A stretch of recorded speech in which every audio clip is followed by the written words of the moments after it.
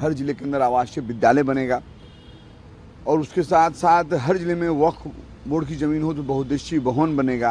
आवासीय विद्यालय वक्फ की ज़मीन पर बन रहा है। अल्पसंख्यक समाज के लिए विकास की ओर हमारे नेता नीतीश कुमार ने ध्यान रखे हैं और काम करते रहे हैं। नीतीश कुमार जी ऐसे नेता हैं, हमें लगता है हिंदुस्तान में सेकुलर नाम पे सिंगल नेता हैं जब सबकी बात करते हैं। सबसे पहले मैं अपने लोकप्रिय नेता जनाब नीतीश कुमार जी का शुक्रिया अदा करना चाहता हूं, जिन्होंने 2005 के आने के बाद माइनॉरिटी के लिए, अक़लियत के लिए, इस समाज के बराबर ध्यान रखा, ख्याल रखा और विकास भी उन्होंने किया।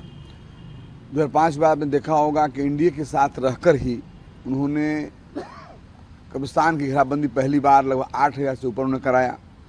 उनके साथ रहते हुए भी निर्देशित के अधिकारियों का स्वीकृत कराएं, हर जिले के अंदर आवासीय विद्यालय बनेगा और उसके साथ साथ हर जिले में वक्फ बोर्ड की ज़मीन हो तो बहुउद्देशीय भवन बनेगा। साथ साथ में एक हॉस्टल, 2 हॉस्टल यानी बच्चे के अलग, बच्चियों के लिए अलग बनेगा पूरे जिला में।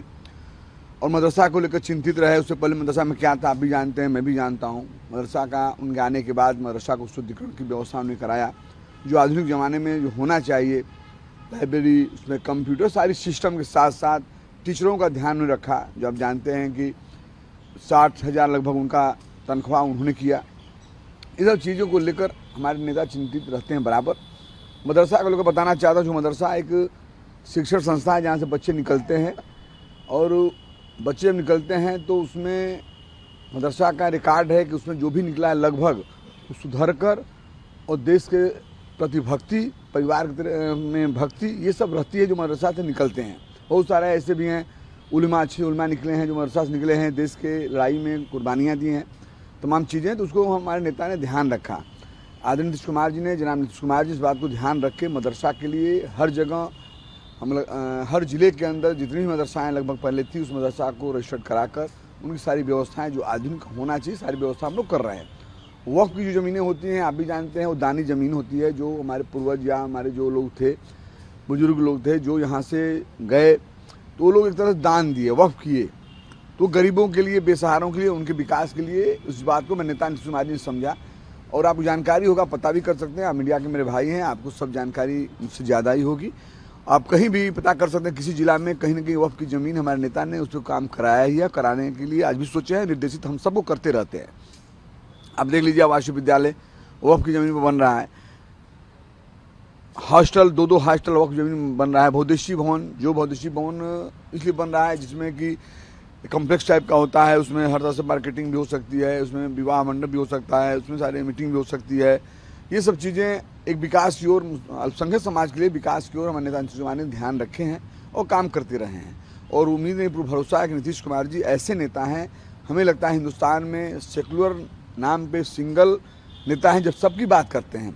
ऐसा नहीं कि एक ही जात की बात करते हो, हर जमात, हर जात की बात करते हैं। जात की राजनीति नहीं, वो जमात की राजनीति करते हैं, सबको लेकर चलने की बात करते हैं। जो संविधान में है, जो बाबा साहब डॉक्टर B.आर. अम्बेडकर ने संविधान दिया है, उस मुताबिक बिहार के साथ देश को चलाना चाहते हैं। आज देख रहे हैं देश के अंदर भी वो मौजूद हैं और देश को भी चाहते हैं शांति साथ साथ विकास हो।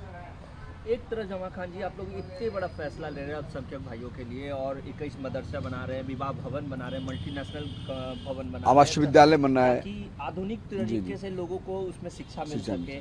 लेकिन आपके जो विरोधी है राष्ट्रीय जनता दल, वो तो आप पे ही आरोप लगा रहे हैं कि नीतीश कुमार खुद को सेकुलर पार्टी बताते हैं, उनकी पार्टी सेकुलर है, लेकिन जब वक्त में बिल में संशोधन हुआ उस समय तो वो चुप्पी साध गए। मैं तो यही कहूँगा, बहुत ज़्यादा उनकी आलोचना नहीं करना चाहता, चूँकि इस बिहार कि जनता ने उनको भी, उनके परिवार को भी मौका दिया था। मैं इतना कहना चाहूँगा उनसे, जो लोग बात बोल रहे हैं, आलोचना नहीं करना चाहता, आलोचना करना भी अपने बेइज्जती समझता हूँ। चूँकि मैं जानता हूँ नीतीश कुमार जी के विकास के नाम पर, सौहार्द भाईचारा के नाम पर कोई भी नहीं है बिहार के अंदर जो कि हम उनकी आलोचना करें। कहीं लड़ाई में होता, कहीं आगे पीछे होता, यहाँ कोई मतलब ही इनका नहीं है। लेकिन जो आपने कहा है, बताना चाहता हूँ, उनको भी याद आना चाहिए, युवा रहे होंगे और बच्चे रहे होंगे जो माता पिता इस बिहार को संभाल रहे थे, ठग रहे थे, इस बिहार को बर्बाद कर रहे थे, बिहार के सौहार्द को बिगाड़ रहे थे, बिहार का विकास का कोई ध्यान नहीं था उनका।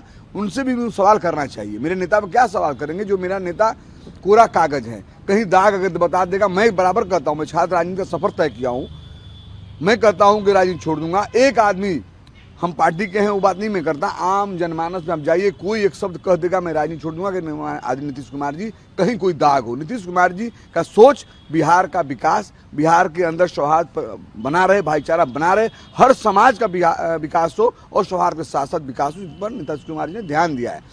आदरणीय नीतीश कुमार जी इतने बड़े लोकप्रिय नेता हैं, जिसको चाहते हाथ रखते कहाँ से कहाँ चला जाता, लेकिन ऐसे सेकुलर हमारा नेता, ईमानदार नेता, जिस नेता ने पूरे बिहार को अपना भाई, अपना समाज, अपना परिवार, अपना दम ये मानकर पूरे बिहार के आवाम को, हर जाति को लेकर चले और पूरे बिहार के परिवार, पूरे बिहार के समाज को अपना परिवार समझकर उसको आगे बढ़ाए।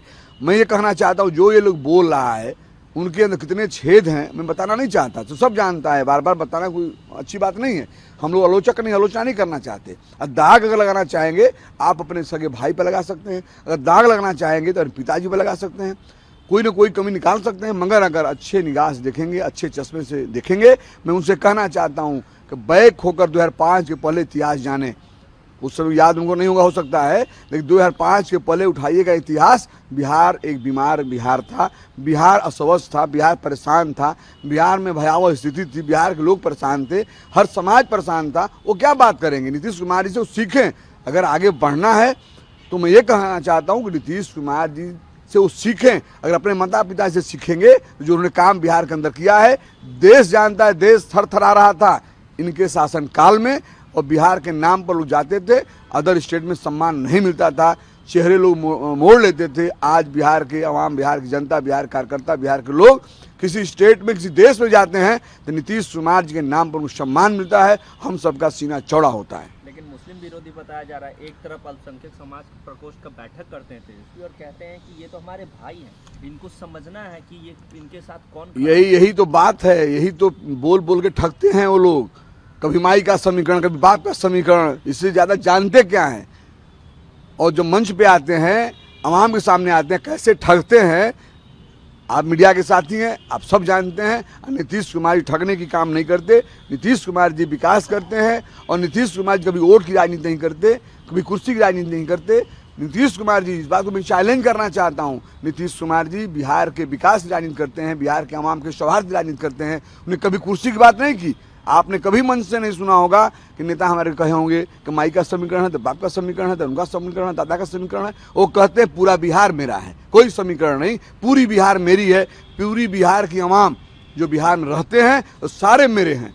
वोट की राजनीति कभी नहीं किए हैं, कौन वोट देता है कौन नहीं देता है, सब उनका विकास होता है। और जो लोग चिल्ला रहे हैं, जो कह रहे हैं, उनके पार्टी का काम नहीं होता है। जिस क्षेत्र में विकास नेता ने किया है उनके पार्टी के लोग वहाँ नहीं रहते हैं, लेकिन मेरे नेता ने सबका काम किया है, सबका विकास किया। मैं इस बात को चैलेंज करना चाहता हूं कि हमारे बिहार के अंदर न रोड तो नहीं था, सब जानता है, बिजली नहीं थी, शिक्षा की कोई व्यवस्था नहीं थी, सौहार्द भाईचारा नहीं था, दंगे होते थे। वो लोग क्या बात करेंगे? आपको याद होगा भागलपुर का दंगा, जो आज माई का समीकरण देकर ठगने का काम कर रहे हैं, जो आज अल्पसंख्यक प्रकोष्ठ का मीटिंग करके ठगने का काम कर रहे हैं। मैं उनसे पूछना चाहता हूं, दरभंगा नहीं, भागलपुर के अंदर जो दंगे हुए उसका आपने कभी बात किया? उसका मुआवजा कौन दिया? जो मरे थे, जो नुकसान हुआ था, जो गड़बड़ किया था, उसका सजा कौन दिया?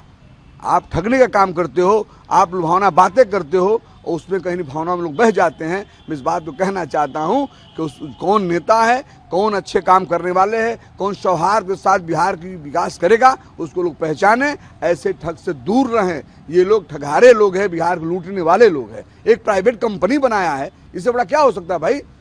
पूरी माता जी, पिताजी, भाई बहन, किसके लिए? बिहार को लूटने के लिए। वो क्या बात करेंगे? जो नेता सिंगल जनाब नीतीश कुमार जी, जो बिहार के तमाम आवाम को अपना परिवार मानकर विकास करते हैं, उनका कोई दांच करेगा? इन मदरसों में कितनी राशि लगेगी? क्योंकि 21 मदरसे बनाने की बात हो रही है, तो ओवरऑल कितनी राशि? देखिए, जगह जगह से जो स्वीकृत किया जाता है, जो आकलन बनती है, जो वहाँ का जिसे प्रोसेस जाता है आगे, जिस हिसाब से मदरसा बड़ा है, छोटा है, कहीं 2 करोड़ है, कहीं 4 करोड़ है, कि 5 करोड़ है, कि 1 करोड़ है, कि 10 करोड़ भी लग सकता है, ऐसे होकर वो बनता है।